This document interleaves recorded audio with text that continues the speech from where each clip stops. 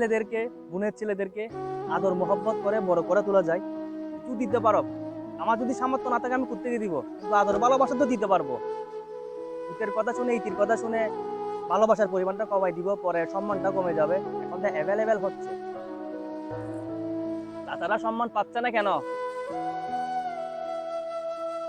ছোট করে বলি, বউয়ের কথা শুনে যদি ভাইয়ের ছেলেদেরকে যদি হিংসা করে, ভালো না বাসে, সম্মান করবে, কাঁধে নিয়ে কবরে যাবে, মনে মনে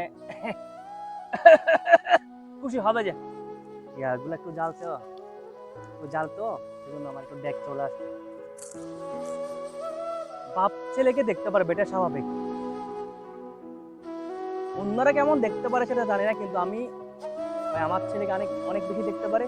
And আমার ভাইয়ের ছেলেকে আমি অনেক বেশি দেখতে পারি। মানে আর আলিফ আর আরিক, এই দুজনের মধ্যে কোনো পার্থক্য নেই। ও ভাইয়ের ছেলে হয়েছে বলে ওকে আমি একটু কম দেখতে পারবো তা না। আলিফ কান্না করলে যেরকম খারাপ লাগবে, আলিফ কষ্ট পাইলে যেরকম খারাপ লাগবে, আমার ভাইয়ের ছেলে কান্না করলে বা কষ্ট পাইলে সেম খারাপ লাগবে। আরিক আমাকে অনেক বেশি দেখতে পারে না বাবা? কেন দেখতে পারে? বড়রা যদি আদর করে, সেটা চাচা হোক, মামা হোক, এলাকার ভাই হোক, ছোটদেরকে যদি বড়রা দেখতে পারে, ছোটরা সেম বড়দেরকে দেখতে পারবে, সম্মান করবে। একটা অনুরোধ করছি, ছোটদেরকে বেশি বেশি আদর করুন, ভালোবাসুন, সম্মানটা পাবেন। একদিন আমাকে যে কোনো কেউ, সেটা আমি নাম বলছি না, আমাকে বলছিল যে ভাইয়ের ছেলেকে এত আদর করার কি দরকার দরকার আমি উত্তরে বলছিলাম,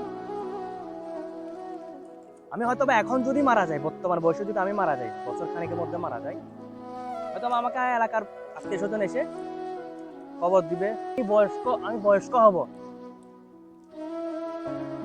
কাঁধে নিয়ে সবার সামনে দাঁড়িয়ে কাঁধে বহন করে কবরে নিয়ে যাবে। এই কথাটা বলার পর ওর উত্তর দিতে পারে নাই।